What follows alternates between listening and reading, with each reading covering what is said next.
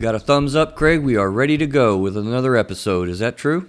We're rolling. All right, man. Welcome to another edition of Through a Therapist's Eyes, the podcast, where Craig Graves is with us. I am Chris Gazik, and we invite you to see the world through the lens of a real mental health and substance abuse therapist. Our goal to create emotional growth, being aware that it isn't a delivery of therapy services in any way specifically.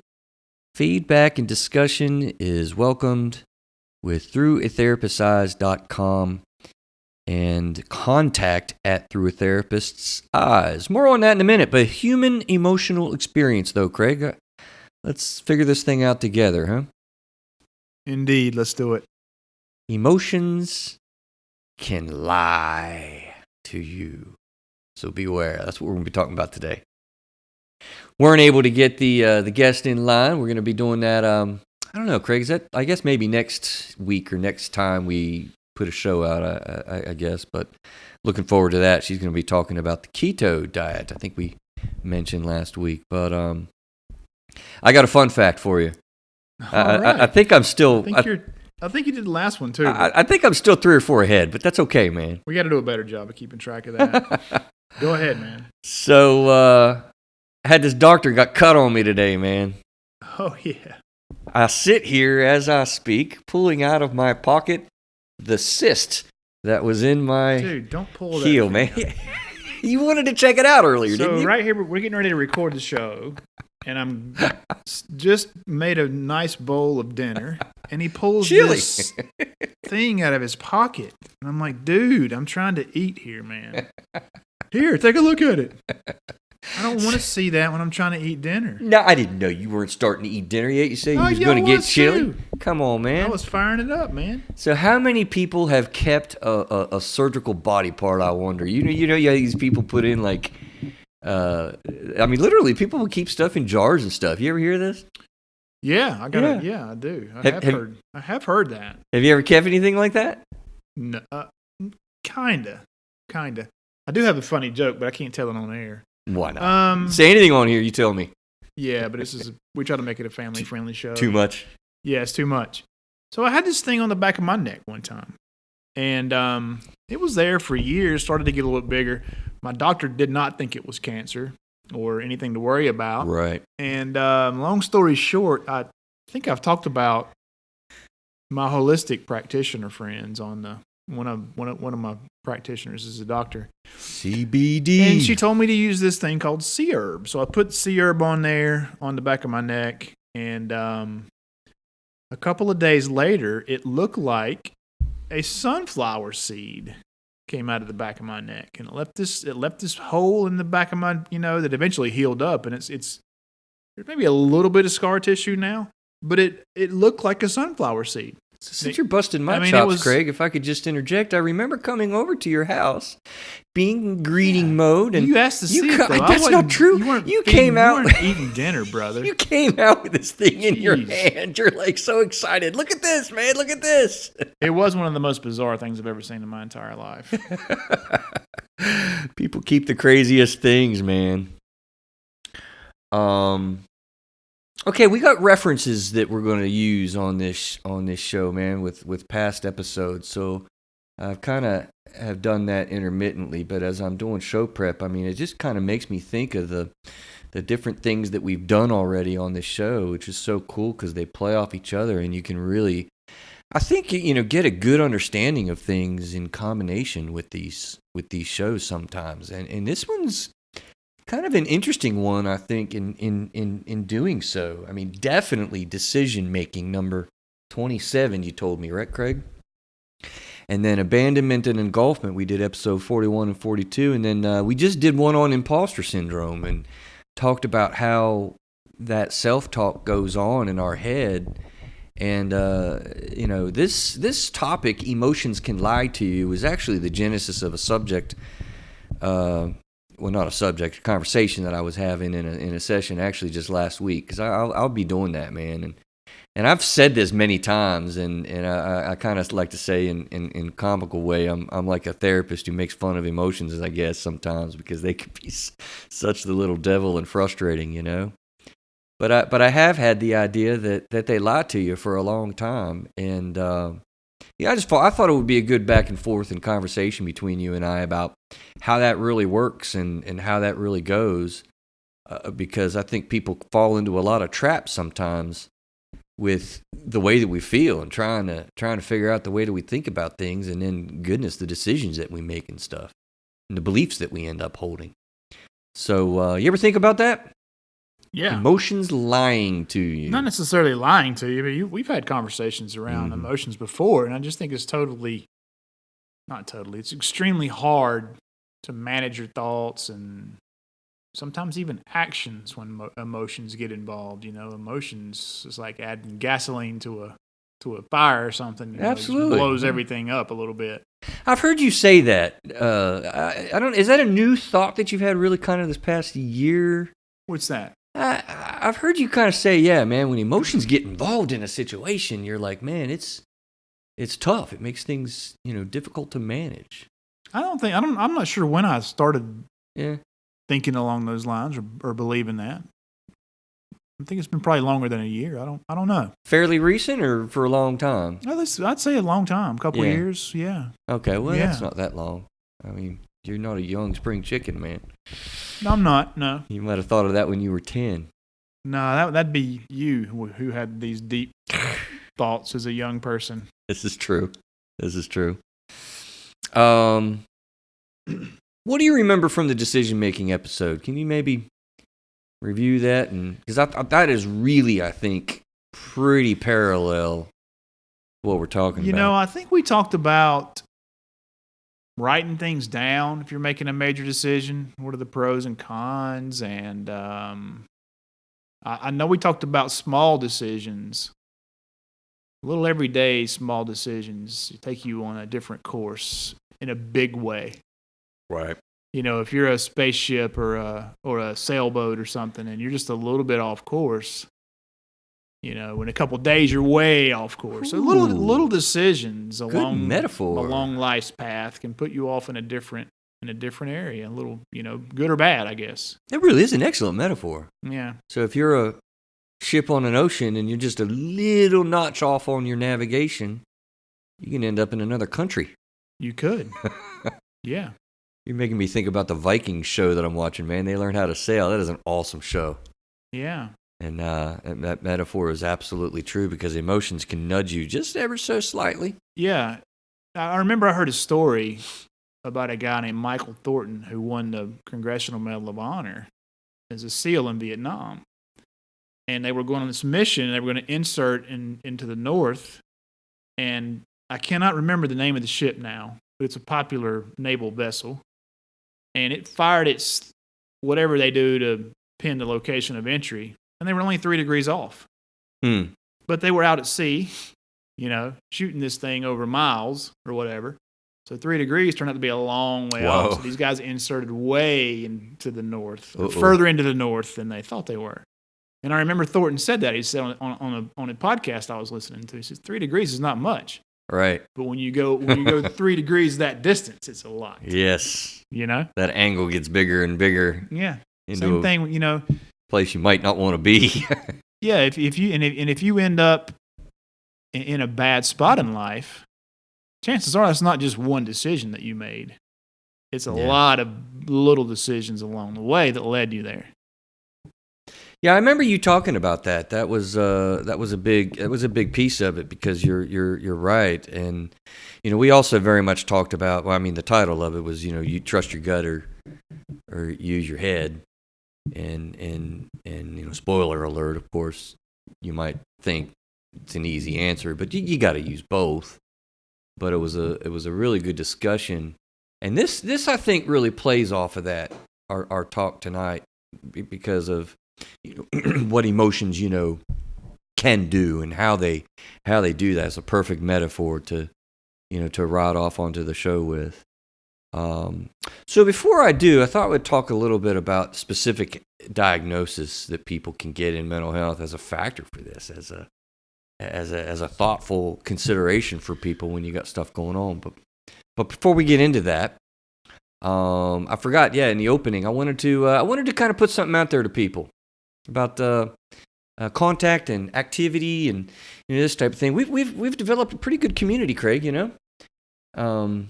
Really around the world, certainly, definitely around the country, and we want to be proactive and working towards getting a good community built where people feel a part of the show and and even interact a little bit more. I mean, I think people interact a little bit on the Facebook posts, and we get some emails a little bit, and we get some responses on the shows on the website through therapisteyes.com. But really want to build that up.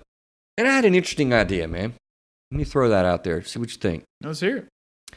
We'll think of it like a contest or whatever, but maybe the first 5 people, if it comes really quick, maybe the first 10 people that email contact@throughatherapisteyes.com, that I'll respond to them, or which I always would, frankly. But if you give me a way to contact you, we can have a conversation. So a phone conversation, not super long or anything, a half hour or something like that, 5 hours. But it would be cool to have a conversation with people. If you've got a question you want to talk to me about, or something like that, I don't want to commit myself to super amount of time because my days get crazy, man. But okay, so what are you thinking? 10, 15, 20 minutes? Yeah, something like that. I think that would be fun. Maybe just questions. You're not going to do a therapy session, obviously. No. Yeah, it's just kind of contact and make myself available if anybody's interested in that.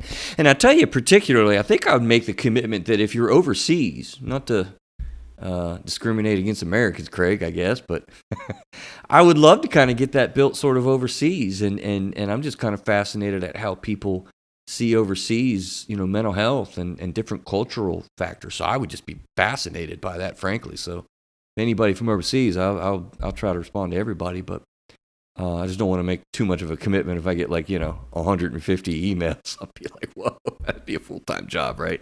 Yeah. That's why I'm trying to limit it to 5 or 10 folks. But thought that might be kind of cool. Yeah, I think it's a good idea. Yeah. Yeah. Thank you for putting that out there, man. Yeah, and I like trying to be available, and I believe in what we're doing. So cool. So this will, just for my own brain, I guess this will go out like towards the end of August. So first part of September, maybe I guess. First part of September. Yeah. Yeah. I can kind of maybe expect to put some time towards that. I would enjoy it. I think this one will go out. Yeah, be about September. All right, cool. Definitely you overseas folks, man. Love to chat with you. So that's that.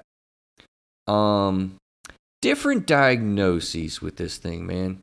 Craig, how do you think emotions can lie to you with anxiety? Now remember, we did a show on that too. We should have put that episodes up there. You got generalized anxiety where you worry, make mountains out of molehills. You got OCD, obsessions in your brain, thinking or compulsions to take action. You got panic disorder where you have intense fear and feel like you're having a heart attack. You got body dysmorphic disorder, heavy anxiety about particular body image or body parts, a la sort of Michael Jackson. I can't say that he did have that, but I would think separation anxiety with kids where they're freaking out at separation, specific phobias where you get freaked out over specific things like claustrophobia or riding over bridges and whatnot, right? Anxiety is a little bit varied, as I just rattle off a lot of those different types of things. But what says you? How can anxiety conditions create lies in your emotional thinking? I think it kind of, in my opinion, it probably goes back to that fight or flight. Amygdala, is that what you call it? Amygdala. Our old friend. Because we tend to think negative. So if we have a situation that's stressful or maybe intense, or something could go wrong, then we automatically think worst case scenario. And you tell yourself lies. Well, if you got to give a speech, for example, these people are going to hate me. I'm going to be exposed as an imposter. Yeah. Like we talked about imposter syndrome. So I just think probably it's self-talk, telling yourself, or going over these worst case scenarios in your mind. That's what I would come up with first, I guess. Yeah, it's interesting. You're not touching conditions, so it's interesting. That's what your brain goes with. But before I do that, you just said something that's interesting to talk about with this, because you mentioned it, and I think you're really right. It was one of our recent shows where you were like, yeah, man, people tend to come at things at a skeptical viewpoint or skepticism. Was that you, or was I talking to somebody else? No, that was me. Yeah. Because we talked about the guy on Joe Rogan's show who's a skeptic. Okay. And I'm like, he's a professional skeptic. And like, how do you become a professional skeptic? Uh-huh. You know? Right. Yeah. Right. Well, why is that? Is that fit into our topic, what we're talking about? What, skepticism? Yeah, like skepticism and emotions. I mean, all that stuff works together. I mean, there's got to be something to that, right? Like, I think you're right. People are generally, skeptics. When they hear something, they're doubtful and questioning and calling bullshit and going in a different direction. You know what I mean? Well, why is that? Is that emotional? I don't know. I mean, I don't know, man. I guess it could be. I have no idea. I think it probably is. I mean, it's kind of this whole idea that we're talking about today, yeah. But anyway, you missed it a little bit, I think. What I'm thinking about with this the diagnostic factor, right? I mentioned, before, I think, the tale of two tapes, the biological component, right? Genetics and hypothalamus and hormones and, all of the things that we look at with neurotransmitters and all this body stuff, exercise and nutrition, and right. And then you have on the other side social and emotional things, the primary relationships in your life, the primary experiences in your life, the daily grind, the stress, all of that, right? So the tale of two tapes.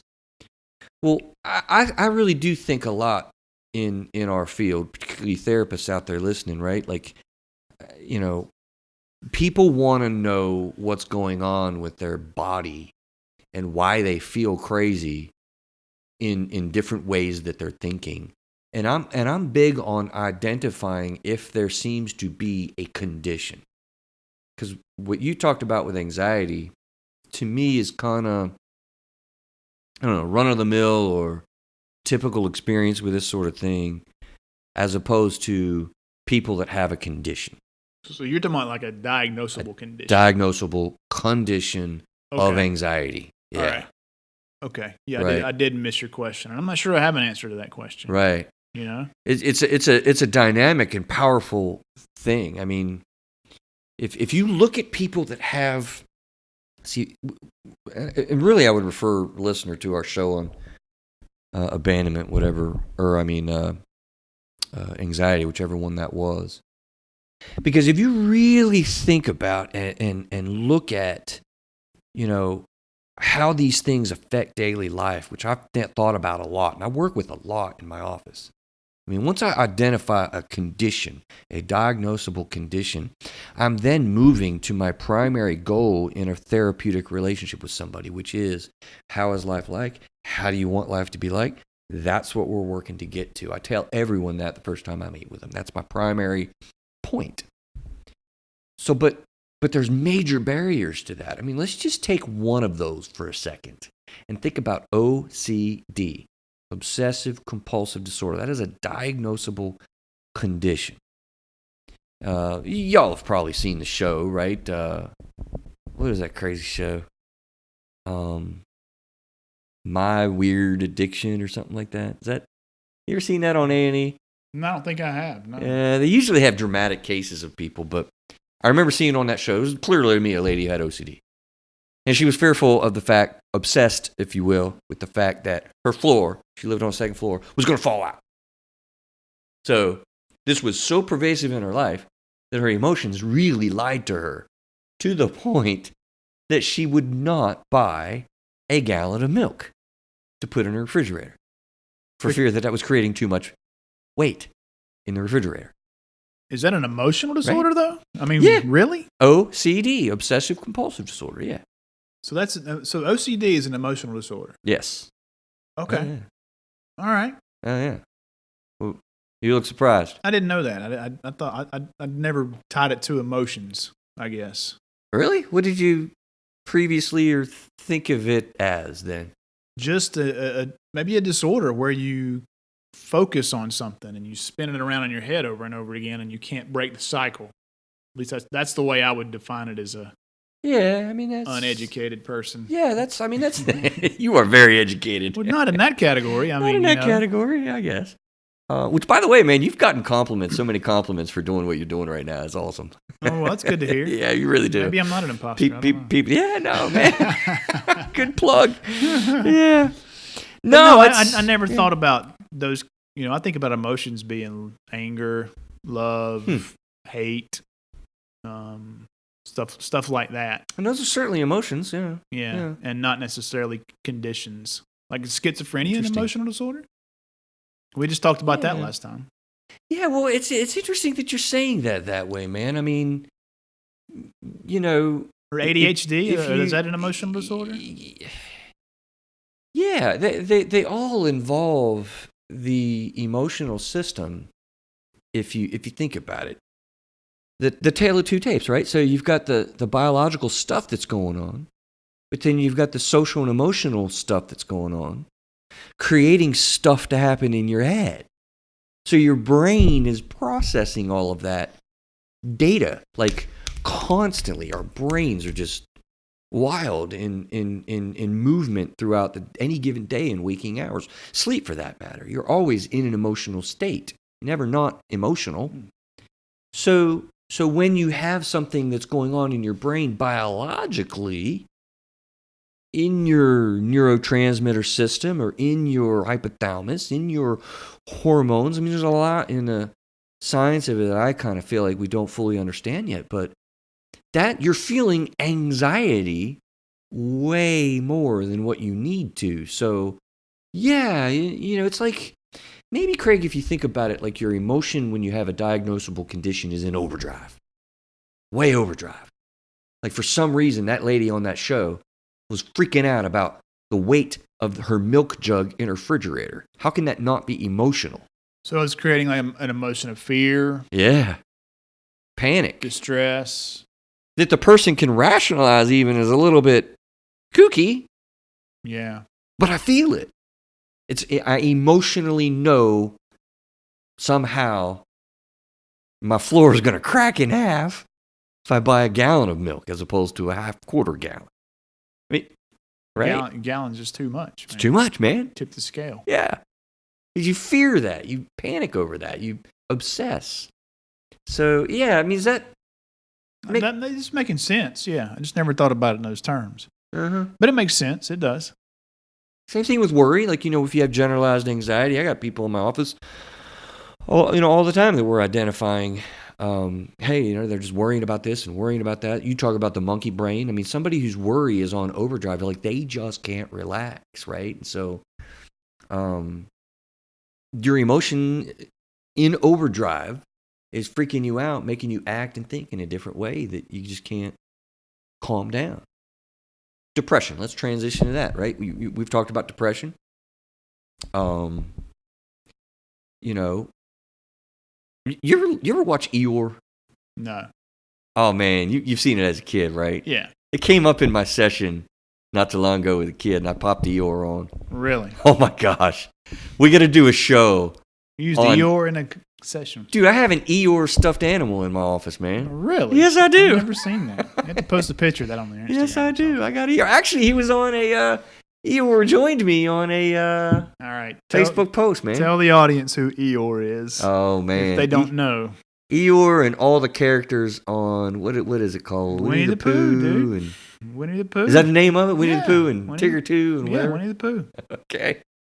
Eeyore, man, those guys knew what they were doing when they did that cartoon. I got to watch some of them because it's been 40 years, 30 years since I lived watching them. But, oh, it's me, says Eeyore.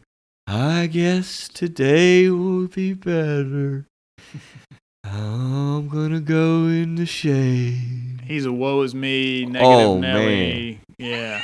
He Poor is Eeyore, man. Mr. Negative. Yeah. And I loved Eeyore when I was a kid. I must have been a therapist wannabe, man, because I really did. I was like, Eeyore, man, come on, dude. You could say that's depression-esque. Sad, negative, just bleak outcomes. it doesn't matter what's going on in your life. If you have depression, it's ugly, right? Mm-hmm. Job promotion doesn't matter. Kids doing well in school. Husband that loves you. It just, the world sucks.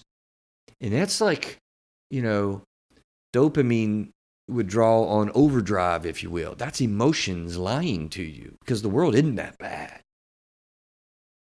But you'll feel that way. You'll see things that way. Your perception is just stuck. See, people that don't have a condition with mental health kind of don't get the depth of what happens when you're really caught in this. It's powerful, and that's why I look at the fact that they can kind of lie to you because, dang, man, I mean, people get stuck, and it drives me nuts when ignorant folks that don't really naively understand what's going on just say, "Yeah, feel better, man." Like, I hate that phrase. You cause yourself to feel bad. Well, sometimes we do. I get it. My brother out there, he'll tell me that. Well, you just choosing to be in a bad mood, Chris. I want to hit him when he says that to me sometimes. Never resort to violence, Chris. Yes, I do. I mean, I wouldn't. for the first choice. But he is right. We do that. We can guide ourselves. We have control over our emotions. But we just got to realize with this diagnostic section, emotions do point in a pretty strong direction if we're not managing them. How do I ask you this without sounding like a jerk? So, if I don't have a diagnosable condition, if I came to you, if I was negative like Eeyore, and I came to you and you did all your therapist magic, and you said, man, nothing's wrong with you. Just, you just got to suck it up and change your attitude. Your attitude sucks. I mean, so at what point do you just say, you know what? You don't have any conditions. Yeah. Choose to be positive. You ever told anybody that? Get out of my office and be positive. No, I have not. And it is an interesting question that I'm glad you asked because people are probably wondering about it. I mean, not everybody has a mental condition or a diagnosable condition. I think you're right. And maybe I'm being insensitive, but I can log onto my Facebook feed. Yeah. And dude, it is like Eeyore City out there, man. In some cases. Well, you say most people come in at skepticism. A lot of people are just outwardly negative. I think it's an excellent thing to ponder. And the first thing that comes to my mind when you're posing that, Craig, is I believe a lot in continuums. I think everybody's on a continuum. Some have really severe anxiety. And at some point on that continuum, all the way from barely worrying about hardly anything, all the way up to that really severe, we just get a line, I guess, where it causes clinical distress in a life, to where that severity level is higher than typical. So everyone's on the continuum, in an emotional world. So you can say the same thing that you would say to somebody that doesn't have a condition to somebody that does, and it really applies. But you've got to be careful about blaming people. It's just such a balance because people might not really know how to think positively about stuff. If you're taught, early on in life, the world is dangerous, you suck, you're a poor, pathetic piece of crap, how are you supposed to come out of that? Well, you can, but you kind of got to get taught and shown. You've got to kind of learn how to think positively about your ability, develop your ability, and that type of thing. So I don't know, man. There's a lot of things that go into it. The life experiences you've had, the biology that's in your genetics, the people that you tap into, choose your friends wisely. There's a lot of things that go into, I don't know, people doing that well that you would suggest or struggling with that you would suggest. Really got to be careful about blaming the victim of somebody who has conditions, especially. No, I'm not saying anything. I'm not beating up on people who have conditions.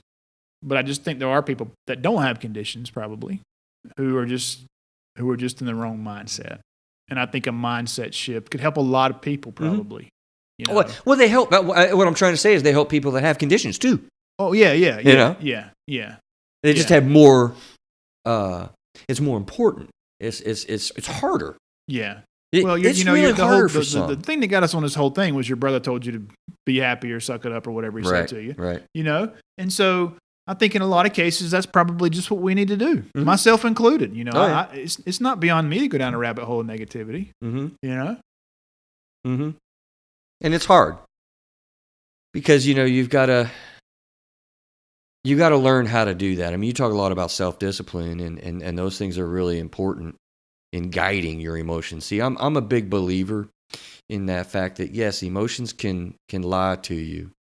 They can also tell you very much the truth. More on that in a little bit, but we are responsible unto ourselves to manage our emotion. And if we're not holding to that responsibility, we can have behavior. We can have anarchy and just go off on crazy land and not care about our behavior and what we do and just ride off impulsively into our emotions. I mean, we're responsible to that. But you just got to understand, for some it might be easier than for others, particularly with a condition. It's just not, and everybody's on that continuum. So here, the obvious question is, how do you manage your emotions? Yeah. You knew that was coming, right? I did. And I'm trying to stick with that, man. So I'll answer it by saying at the end here, I want to talk about cognitive behavioral therapy. I just don't want to lose it. Cognitive behavioral therapy is a big piece. I mean, you know, working with loved ones and getting objective feedback from people. You know, don't being alone with your emotions. You know, because they definitely ride. I mean, those are some of the simple things that come to my mind immediately. And I want to really talk about that because I think that's important. As part of what our show maybe can be about is, you know, how do you manage it? Don't do it alone, that's for sure. Because if you stay in your own head, you might likely be screwed, only if it's 3 degrees off course, like your metaphor that you so aproposly, can I say that? You so perfectly started us out with. Yeah, I have to get the dictionary out. It's apropos, Look man. that one up. That's good. All right, real quick, bipolar. You know, these people are going through impulses, they're wired, they're manicky, and that's going to affect our behavior. And it's lying to you. You know, you'll actually feel like you don't have to sleep but for 3 hours. And you'll feel fully energetic. You really, really do. ADD. You know, kids that have ADD, they will be impulsive and they'll steal stuff. That's a common problem with ADD people. Did you realize that? I did not. Yeah, they'll oftentimes get into just taking things. Because, excuse me, you know, it's impulsive and they're just in the moment and they want the other kid's cool pen, and so they snatch it and take it. And just take it. You know, very bad behavior and very much of a behavior problem that we deal with in therapy.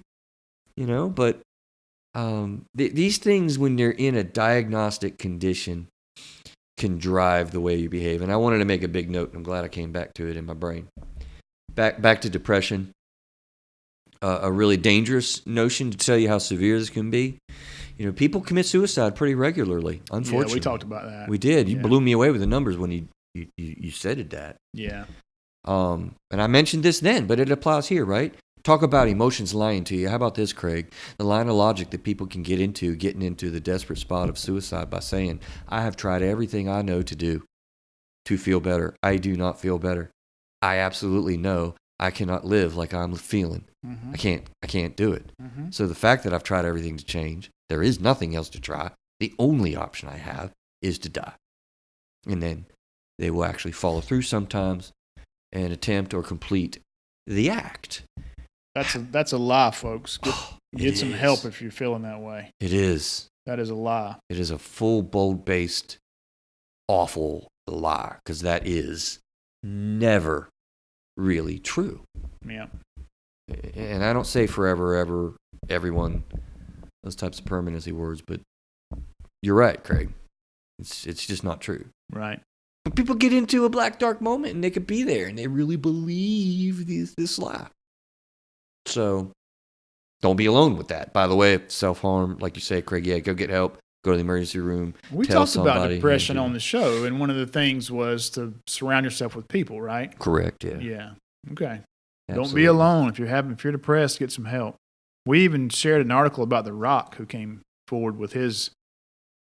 I forgot about that. He talked about his battle with depression. So if The Rock people can be depressed, then it's nothing to be ashamed of. Terry Bradshaw, 4-time Super Bowl champion, big time sports commentator, lovable guy, good grief, awesome dude. Yeah, felt that way. So you're not alone, and don't be ashamed of that. Get some help. Be with other people and let them know that's going on. Another one real quick too, automatic response systems. We talked a little bit early on about trauma. You'll have a traumatic experience and stuff, and your amygdala. That is such a weird word for a brain part, man. Amygdala. Your amygdala. Couldn't they come up with something cooler than amygdala? I don't know, man. Dula. It's kind of hard to say, too. Sometimes I think they make medical terms hard to say. They really do on purpose. Why is that? Yeah, I don't know. Abdullah oblongata. I mean, we talked about schizophrenia. How did they come up with that word? Schizophrenia. It'd be interesting to look up the origin of schizophrenia. Latin? Because it came from Latin or something, Greek, who knows? So how about insecurities? Let's kind of bring it away from the condition position and talk a little bit about insecurities. We've learned a little bit about good old abandonment, right? Learned a little bit about good old abandonment and engulfment, and we talked about just the imposter syndrome, right? So let's get away from conditions for a second, and let's just look at like what happens in regular old world of insecurities when it comes to emotions lying to us. What do you think? Okay, I'm going to say your emotions can tell you that you're not good looking, or that you're even ugly, or not worthy, or not smart, or not strong, or not lovable, or, I mean, the list goes on. Isn't it amazing? Just not, you're not whatever. I just caught you cold with that, and you can just list all those things like that, I mean, they're all... Those are all lies, too, people. Right. They are. Yeah. They really are. Yeah. I mean, you're exactly right, man. Those thoughts will just go through, they go through my head sometimes. Sometimes you can say often when I'm in a stressed out spot. You believe this stuff for a moment. Maybe more than a moment. Well, maybe more than a moment. You're right. I just had my 48th birthday not long ago. I still have sometimes thoughts about you're not something, and I'm like, yeah, you are. I've learned how to tell myself the opposite. And that's the point. Yeah, that's the point. That's a major point to be able to learn that skill when those things hit. You got to be able to do that because they will hit universally all human beings. Yeah, they just do. They will. Right. So engulfment, we talked about how, that's like, man, what was those things off the page? Just by memory, right? I need my space. You're going to criticize me, and that freaks me out. You're going to control me, and that freaks me out. And you're going to get more control, and, you're judging me. Don't judge me. I don't want to be judged. I mean, those. Have we ever talked about the jar of awesomeness on the show? We have, yes. Yeah. Just to recap. Yeah, hit it. So if you're feeling like you're not something, or even if you're not, this is just a good practice in general. I haven't done this yet, but I do plan on doing it. I want my kids to do it too. But you write down on a piece of paper, Post-it note or something, your accomplishments, and you put them all in a jar, right? And then when you're feeling like you're not something, you just go to the jar and pull something out. Yep. Well, I did this, or I did that. That was pretty cool. Well, I can do this because I've done all these other things. Because it's easy to forget those accomplishments, especially when your emotions start telling those lies, right? Yeah. Yeah. Yeah. Craig, I truth be told, I pulled out my my feel-good file is what I call it. I've always called it a feel-good file, and I literally keep it at my desk and file it at work. I said a jar. Yep. Jack Canfield talks about writing in a journal. Right. You just said you had a file. So, right. I mean, you could be creative with that. Absolutely. Figure out what works for you. But write it down. And even when you're just stressed out, it's nice to pull that stuff out. Yeah. Because you're reminding yourself in written form or in artistic form, by the way. Some people are artists out there. They draw that stuff out. Yeah. I mean, it reinforces what you told yourself. Yeah. Because in your head, you're telling yourself the imposter stuff, or That's the right. doubtful stuff. Telling yourself those lies, man. Lying to yourself, abandonment people out there. I shared an article from the New York Times today on the Facebook page about combating imposter syndrome, and that was one of the things they said. We may have said that too. Oh, cool. You Write, put that out write today? Down, yeah, if you believe you're not good at work, write down your accomplishments Okay. that you have done at work and then review those periodically. You listen to a lot of successful people talking about how to be successful. I think that's pretty much on the list usually, isn't it? Yeah, that's a commonality. I've heard David Goggins, Tim Ferriss, Jack Canfield. I've heard those guys say it. It's in that article I read today, Yeah. So, yeah, that's a common thing between a lot of people who have success. Yeah. Feel-good files, man. They're important because abandonment people, I'm going to be all alone. I'm not important. It's like total Eeyore stuff, right? What I need, you're not going to provide. You're going to leave me. It's like those are real powerful insecurities that drive daily behavior. Yeah, and a lot of the, you brought up successful people.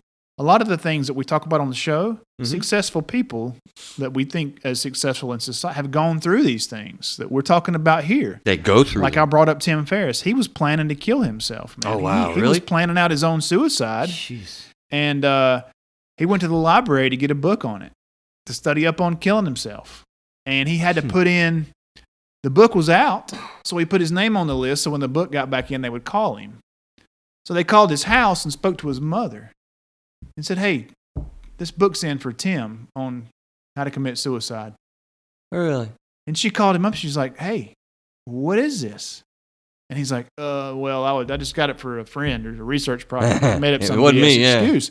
But he said it hit him then that what would happen to his family if he went through with this plan. Right. And here's a famous artist. He's New York Times. Well, he is now a multiple-time New York Times bestseller. He does a podcast. He's had like 300 million downloads. He's a very popular guy, angel investor. And Tony Robbins said the things he teaches, he gets up and does every day. Otherwise, he'd be Eeyore, just like other people. Listen, for people that are on the severity side of emotions running the show for you, there is many, many examples and proof that you can absolutely beyond turn that around. And Craig, I'm just kind of amazed. I didn't know that about Tim Ferriss, and thank you for sharing that because Dude, I'm just, go ahead. Look up David Goggins' story. Right? He grew up, he's an African-American guy who became a Navy SEAL. Yeah. He grew up experiencing racism. His father was used to beat him. He and his mother and brother. They finally got out of that situation. His mom met a really nice guy who was murdered. He had threats on his life just because of the color of his skin, and he got through all that stuff. And went on to become a Navy SEAL, and now he's an ultra athlete. It's one funny. of the toughest men on the planet. Yeah, Craig, we had a conversation not too long ago. I hope you don't mind me saying, and I'm pretty sure you won't care, but about money and finances and stuff. You're pretty familiar with Dave Ramsey's stuff. Which anybody out there wants to work with Craig, I think that he'd be awesome. We mentioned. I'm starting another class too on September 22nd. If you're local. You guys need to hook up with Craig for that for sure. Because in much the same way, there's this myth that's out there, and I used to hold it. I ain't gonna lie. That wealthy people, they had a lot of help. They had their some inheritance or gift money to kind of help them along their way and what. You know what? Probably a high percentage of the time that just isn't the case. Yeah, I think some do, but you're right. A lot of people don't. They make it. They make it. Dave Ramsey talks about the fact is the number one wealth generator is your income, bottom line, and not your amount of income. His quote, and I believe it now, is the number one wealth generator is your income. In much the same way, what you're talking about with Goggins and Ferriss and successful people, Bradshaw for that matter, something has got to click in you that can switch you to another level, into a different direction. And all that comes to mind at the moment right now is, you get sick and tired of being sick and tired. Yeah. Just about every story that I've read, heard, whatever, of people who've been successful, they're people who went through rough times to get there. They've had failures and been broke and We talked to Dan Miller. He was $400,000 in debt at one point. That blew me away. And he came out of that. Same thing with Dave Ramsey. We talked about Dave Ramsey being the financial guru. At one time, he was flat broke. Yeah.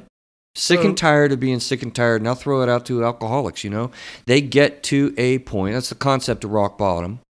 They just get to a point where it's like, I cannot continue living like I'm living. I will not continue living like I'm living. I will not do that. And I'm going to do something different. I think you could say I will no longer listen to the lies of my emotions. Right? Because you could easily say, I'm never going to get out of this town. I'm never going to get out of this debt. I'm never going to find a mate. And these are all emotional things that are going on inside your body telling you these things. And you're just, as long as you keep listening, you'll be stuck. You know what? Change the name of the show, what I created, and put that on it. Right? What's that? Whatever you just said, play it back and get it. Back. Because you know what I mean, man?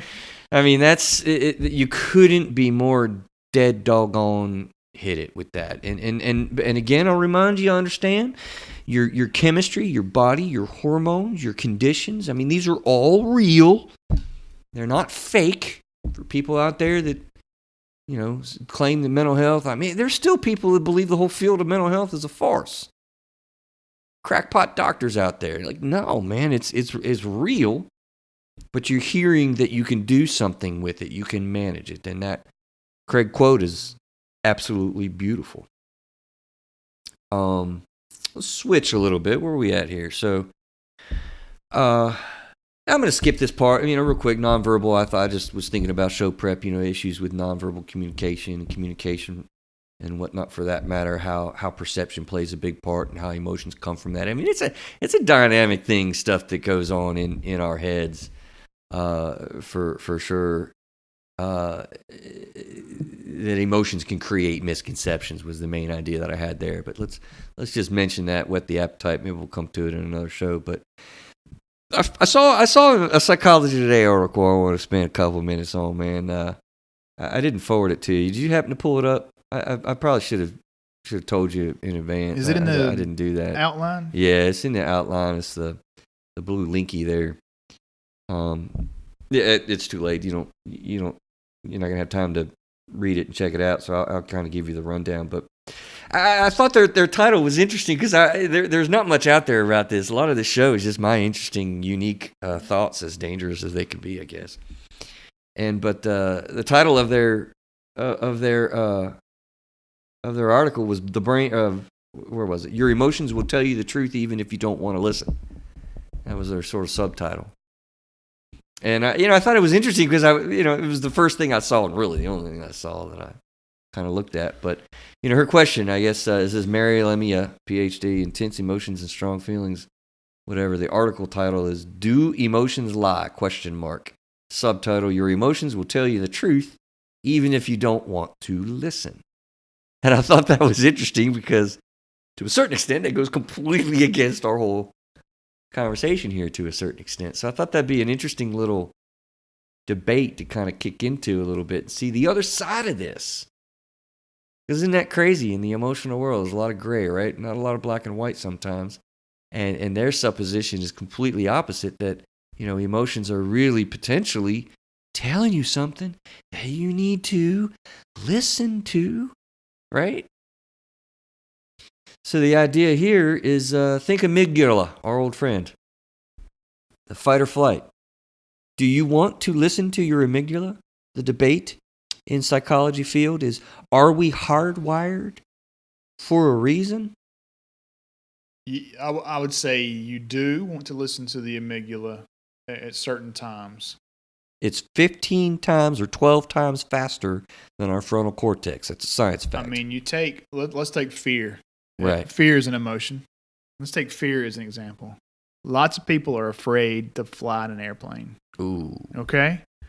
So you're much more likely, statistics show, I think you're more likely to win the lottery. Can that really be true? I mean, look it up while I'm talking, if you don't mind.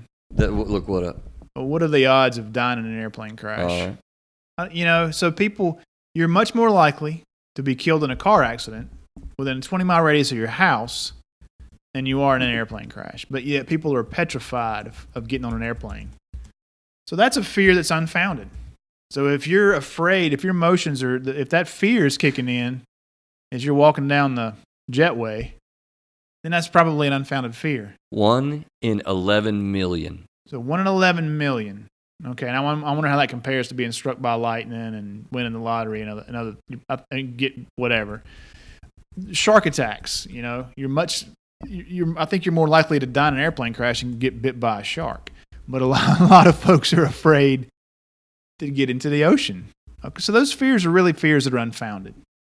If you're walking through a hiking trail and you see a black bear with a couple of cubs, fear is a valid emotion at that point. Right.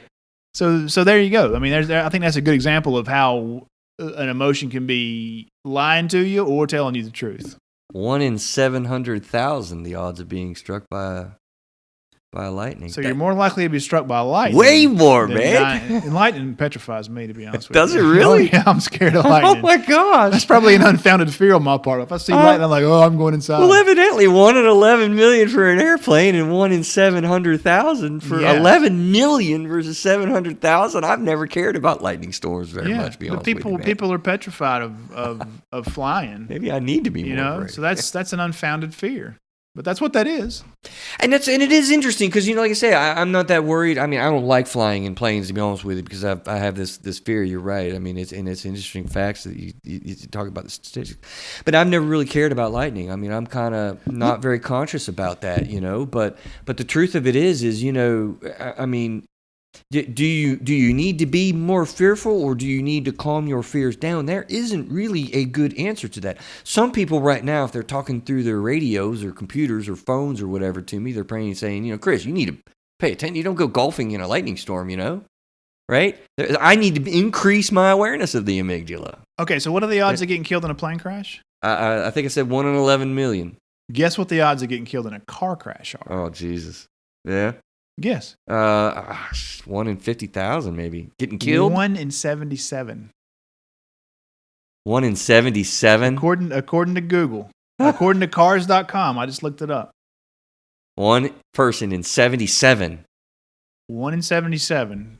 That's what it says right here. Good Lord, man. But people have no problem. People don't even think about death getting in the car. Well, some people do, Well, maybe they do. But man, you get on an airplane. No, I'm not getting on an airplane. No, I ain't getting on a plane. Yeah. And I'm not the world's greatest air traveler either. I'm just going to be transparent. But I've gotten a lot better over the years. Right. But it's an unfounded fear. So I think in that case, fear, your emotions are telling you a lie. Mm-hmm. That it's not that dangerous. Maybe so. On the other hand, if you see a rattlesnake or a lion, that's a legitimate, your emotions are telling you the truth then. You better run. You better do something. Kill it or run. Yeah, you better outrun Chris. Yeah. Right. Outrun the other guy. Knock him down and then run, maybe. Yeah. It's true. It's such a dynamic conversation. It's interesting that my idea for this show was, emotions lie to you as a way of looking at it from diagnostic and insecurities and this type of thing. She writes an article, and they're both. I think both of us are absolutely accurate in making the statement. Emotions will tell you the truth even if you're not listening, because your emotions do know, like when something's up. You ever known something's wrong, but you don't really know something's wrong, and later on you find out something very much was wrong. I thought about this earlier. And I was going to ask you this question, but I'll ask it now. But is that kind of like, is that really emotion? Or would you say that's intuition? Well, what is intuition? I don't know. Curiously. What's the definition of intuition? Look it up. In intuition definition, I would say, because intuition to me, if I were to define it, is really, interestingly enough, probably kind of a combination between, what you're experiencing. I mean, when you're intuitive, you're thinking and experiencing the data, the events, the brain is a dynamic thing. That's why we landed on you need both your gut and your head to make decisions. What's the word definition there? It says the ability to understand something immediately without the need for conscious reasoning. Right. So, without the need for conscious reasoning. Well, you can think pretty quick. So that's saying intuition is without conscious thought. I don't know. Yeah, this other one says a thing that one knows or considers likely from instinctive feeling rather than conscious reasoning. So that's the same thing, right? So they're kind of putting more on your emotions with intuition. Yeah. Well, interestingly enough, I guess I had a hunch or a feeling or an inkling. Right. You wanna trust your gut. I mean, you're experiencing quickly on an emotional level. Yeah. You can have good intuition, but you can also have bad intuition. Yeah. I mean, I've heard that expression, right? Yeah. Yeah, your intuition sucks, man. I had a conversation with some people earlier today, in fact, about intuition. Oh, really? Yeah, and it's like, you're in a situation. I'm talking about situational awareness versus intuition. Mm-hmm. Where you walk into a place and maybe there's some shady characters in there, and you start feeling like maybe this isn't a good place for me to be. But is that really judgment or is that really intuition? Because you see these people who. Well, I guess by the purest definition, intuition is without thought. Judgment is thought. So Judgment is the thinking part of the process. Intuition is the emotional part of the process. Yeah. Yeah. So. I don't know, man. Yeah, I think you gotta have both. Is obviously the point. I mean, which do you rely on? Your emotion for the moment and the automatic response, or your thinker, which is a lot slower. I think maybe there's a little bit of both going on there. If you look around the room and it appears to be a bad situation, then you should definitely take note of that. Absolutely. Be, safety above all else. I mean, the thing is, too, to think about how many situations in life, in the way that our society or the way that our world is now, for the most parts of the world, do we really need that level of amygdala, hardwired based brain functioning to survive? We don't come across a tiger very often. No, probably very little. Right. But I think that we used to. Yeah. We really used to. I think it's still there. It's still, the human being hasn't changed in many, many years. The emotions are the same. Right. They are hardwired, but I'm just raising the argument, how much do we really need pure intuition as the definition you read? Yeah, probably not. Probably not that often. Still need it. Yeah. You probably need great intuition on the mat. Yeah. You're not thinking about that. Right. So I'm not saying we don't use it, but yeah, if you think about intuition, it's almost like, I don't know, man. It seems there's so much going on in the world today. There's always a TV on somewhere, always something going on. It seems there's just never any quiet time, right? There's never any silence. You have to find silence on purpose. Yeah. And it's almost like, I think you have to be quiet sometimes, and maybe you don't hear intuitive things, or you're not listening. Yeah, you're not listening. People say, "Man, I pray and God never speaks to me." It's because you won't shut up, pal, and maybe He will. Yep. Be quiet for a little while. Quiet. Maybe He will say something to you. Absolutely. I don't know. The point I'm making is we're never quiet. We always have something going on. I didn't read the whole article that I quoted there. It'd be an interesting read, but I think part of what her thinking was probably on, if I was to think about it from her perspective and what she wrote the article about. What, emotions telling the truth? Yeah, is just that. Listen. If you're not figuring on what your emotions are telling you, what did I say? Her article said, your emotions will tell you the truth even if you don't want to listen. I mean, think about what your emotions are telling you if you do want to listen and actually do it. But I don't want anybody to get confused by that and say, well, maybe my emotions are right. Maybe I am worthless. Maybe I don't have anything to contribute. Maybe I'm not attractive. Maybe I'm always going to be in debt. A loser. Yeah. Thank you for that, Craig, because you're right. And then I think you have to think logically about the emotion. Is that really the thing, or is that my emotions tell me the truth, or are they lying? When you look at things, maybe some things are more cut and dry. Like if you look at plane rides versus car rides, or getting eaten by a bear. Absolutely. Yeah. I just want to say what was my bottom line I wrote here. Your emotions can lie, yes, but they are there for a reason, to live and help make good decisions. Pay attention to them. Listen to yourself, but don't take yourself too seriously sometimes. That's what I wrote. Because, yeah, it's like what you said just made me think of that, the conclusionary kind of thought here. And I think I lost my train of thought a little bit because what was my bottom line? How did it compare to that? But what did you just say? You were kind of like, don't listen to those negative emotions that come out. I just didn't want danger. anybody to, as we're talking about emotions telling the truth, if somebody's emotions are telling them something negative about themselves, then those are the emotions that are lies. I'm worthless. I'm going to be in debt forever. I mean, you can't start believing those things. Yeah, I think I lost my thought. But the thing is just be careful. Yeah. Be careful. Be mindful. Yeah, be in the moment. Listen to your emotions. I'm a logical thinker, know, and so it's pretty easy for me. But think about emotions logically. I think is another thing that I would say. Mm-hmm. Because and that's why I try to draw those parallels between the fear thing. Logically, you're safer in a plane than any other means of transportation. But a lot of people are afraid of that.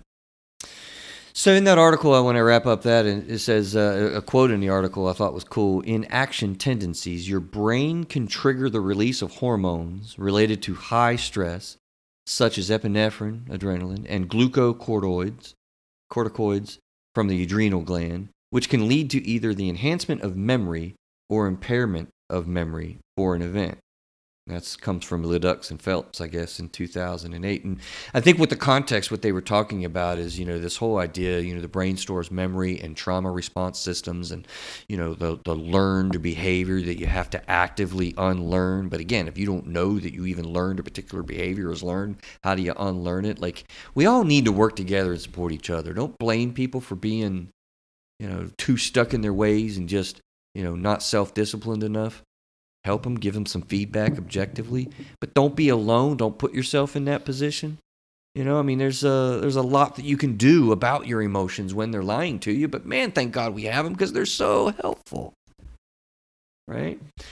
Conclusion that I'm kind of drawing at again is, bottom line, they can lie, yes, but they're there for a reason, emotions, to live and help us make good decisions, right? So pay attention to them, listen to yourself, but don't take yourself too seriously. Your emotions can really be, misguided and put you on that navigational 3-degree course direction, and that's dangerous. Craig, I'm going to let you summarize this up here in a second after I go, if you're okay with that. Part of the answer is cognitive behavioral therapy, super quick, because I think we need to wrap up. Part of what answer? Summing us up. Okay. Because I'm not going to let you slide without telling us how to manage our emotions. That's where I'm going now. Okay. That's where I'm going now a little bit. Making sure you're not sliding out there. Part of the answer, cognitive behavioral therapy, we do that. Reframing negative thinking. I have people kind of making statements in my office all the time where I'm like, look, wait a minute, stop right there. And I'll have them repeat that sentence, and I'll say, what is that sentence? What are you saying to yourself? And a lot of times, it has to do with permanence words. I call them permanency words, right? Well, every time that he goes home, he always goes down into the building, and he don't help with dishes ever. What did you just say? And we'll look at the every time he comes home. Really? How are you doing that to yourself? Because your emotions will feel those words, Craig. If I say every time I come over here to record, you're not ready. You'd be telling the truth. That's not true, folks. He's ready, man. You believe it. You feel it if you say it. So, yeah, really being careful to catch the permanency words. And, behaviorally, I mentioned already, getting feedback and don't being alone with what you're feeling and what you're thinking. Don't be alone. Another one real quick is interesting. There's a form of therapy. You ever hear of EMDR, Craig? I have not heard of EMDR. It's a type of therapy. It's really pretty neat. I'm not going to take the time to talk about it because it's a professional approach, but it's really pretty cool stuff. I've used it a little bit in my office. I will pull a disclaimer that I'm not EMDR trained. You got to get certified and trained to do that, so to speak. So I don't practice EMDR myself, but I kind of have. I mean, I've worked with people, and it's kind of amazing. With trauma responses, you can actually, it's claimed with these folks, and it works. I believe it. You can sort of actively rewire. We should actually do a whole show on EMDR because it's just fascinating. Dude, you know how you have these trauma responses and your brain just gets clipped into those elevated states that we talked about? Well, you can be in an active elevated state, and I'm in my therapy office with you, and I can get you to look at one spot in the room and then look at another spot in the room and go back and forth between those two spots, left to right.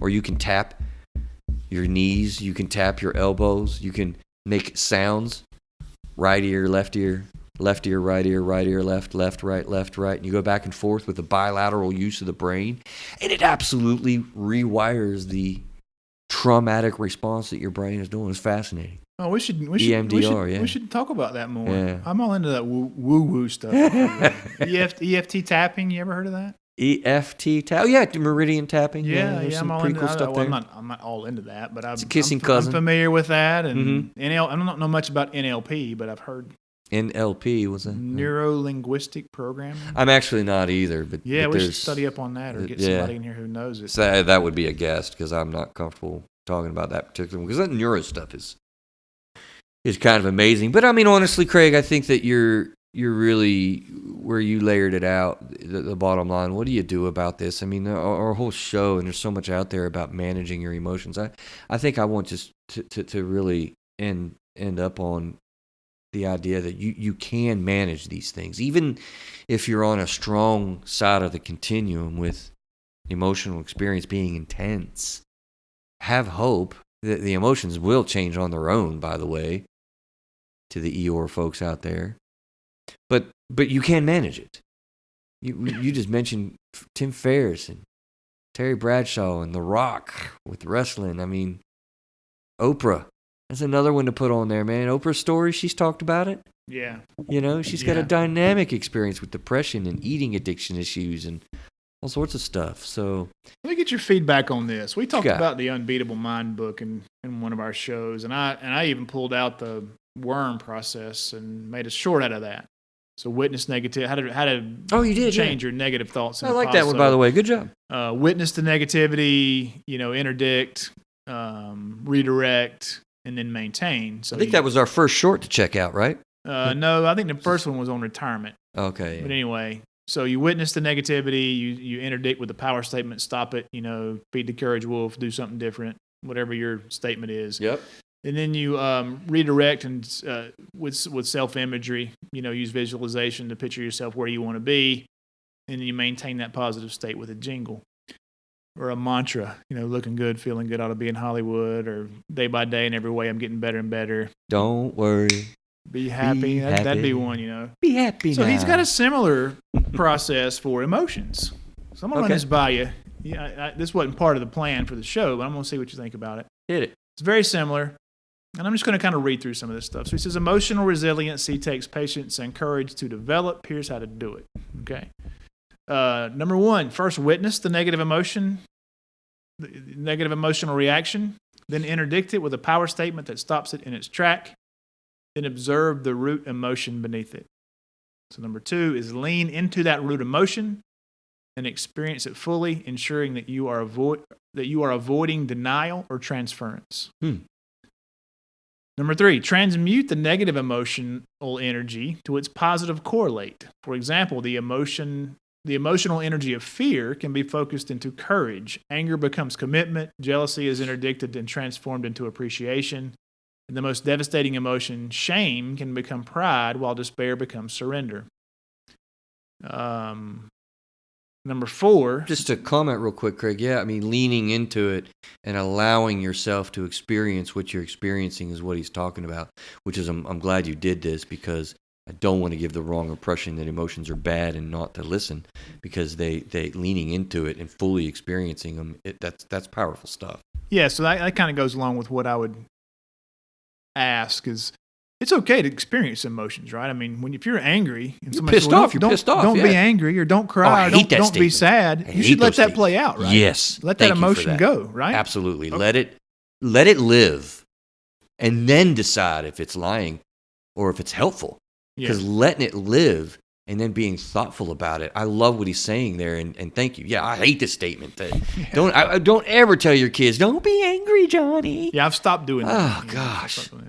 And then number 4 is engage the new emotion, the one we just correlated, with imagery and self-talk that supports it and blocks the old emotion from reemerging. Yeah. It's basically the 4-step process to redirect emotional. I don't know why everything's got to be a number. The 5-step process to financial wealth. 5 steps to making a great podcast. No, it is good stuff. I think when you were reading it, other than when I wanted to make that comment, I'm thinking, yeah, that's cool. That's cool. That's cool. And that's cool. Okay, now do it. Right? You've got to do it. Like you can't just know it. You've got to. I mean, I'm an action-oriented guy, Craig. I'm not, sit back in my office and just listen to you and see how you're feeling. I'm thinking, how is your life like? How do you want your life to be like? And how are we going to get there? What are the barriers? Let's overcome them. What are the drawbacks? Let's freaking change them. What are the circumstances? Let's get around them. There's something in your way, get under it. Something, right? And so do them. If you've got a healthy process and something lined out that way, don't be afraid. Do it. Yeah. And I go back to, in that thing we just talked about, and redirecting your negative thoughts to positive, that first step is the important one, being able to witness it. Yeah. But you got to know it's there. And that's what it takes the practice to get to. That's true. Because you can go right down the old rabbit hole and not even know you're there. You'll not be 3 degrees off direction. You'll be 10 degrees off direction and not even know it. That's right. Absolutely. Craig, take us out of here unless you got anything else. I don't think I have anything else, man. ThroughItTherapistDies.com is where you can find out more about the show. We've got 50-plus shows now. I think this is number 54, I think. Before you go much further, I want to remind people again, before you get to those types of things, 5 to 10 people, man. Let's go at contact@ThroughItTherapistDies.com. I want to get some dialogue back and forth, and I'm offering. How about if they ping you on Messenger on the Facebook page? I'll be active on that, but Okay. I'm going to be able to operate more readily in my office. To be honest with you today, I check my email better. Okay, you can do that. Well, then if we get a message on Facebook, I'd let you. I'm going to be more mindful towards contact@ThroughItTherapistDies.com. Okay, and I want to talk to people. Fair enough. All right, so what I was saying before Chris jumped in there is we have individual pages for each show. You can stream right there on the website, or you can go to your favorite podcast platform. And we're just about on every one now, so you should be able to find us on iTunes and Stitcher and all those places. We've also got a YouTube channel, a Facebook page, and an Instagram account, and you can find links to those 3 things on that website too, ThroughItTherapistDies.com. On YouTube, we're still just audio only. Maybe someday we'll have video, but not right now. And we got an email list. If you want to sign up for the email list, it's a good way for us to keep in contact with you and let you know what's going on in the Do It Therapist Dies world. And, I went out and left a 5-star review for a favorite podcast of mine the other day. And it's really easy to do. And I'd appreciate it if you would do the same thing for us if you're enjoying the show. It'll help us get found if people start searching for shows like ours. And Chris and I are passionate about spreading the word about mental health and mental health-related issues. So be sure to subscribe and leave a 5-star review if you would. And it seems like I'm leaving something out, but that may be it, man. Did I leave anything out? I think that you've got it. Good review. Thank you again to all of our listeners. We had one of our largest downloads today in a single day number. So that was kind of cool. Really enjoying getting to know you guys. What? I was just going to say, if you're enjoying the show, tell your friends. We've got some new Facebook likes. We appreciate you guys joining us. And if you're a first-time listener, we're happy. We're thrilled that you're here and thrilled that you repeat listeners are here too. We've also got some short episodes out there. I'm putting those out on Monday. They're usually 15 to 20 minutes long. It's kind of funny because a lot of folks have told us that, I don't have time to listen to a long show. So we started putting these shorter shows out there. And the numbers aren't as good on those downloads. So I'm not sure if people don't know about those yet, or if They have been less, haven't they? Yeah. repetition, you don't want to hear things twice. I don't know, but the numbers have been lower. I've It noticed. surprised me too. Yeah. Yeah. So, but that's a good way for somebody who's on the go to grab some mental health tidbits and not take up a whole lot of time. So, tell your friends about us, man. All right, man. Well, thanks, guys. We're going to be going to keto diet, I think, soon, if not next episode. But we'll get you good stuff as we go. You guys have a great week. We'll see you soon.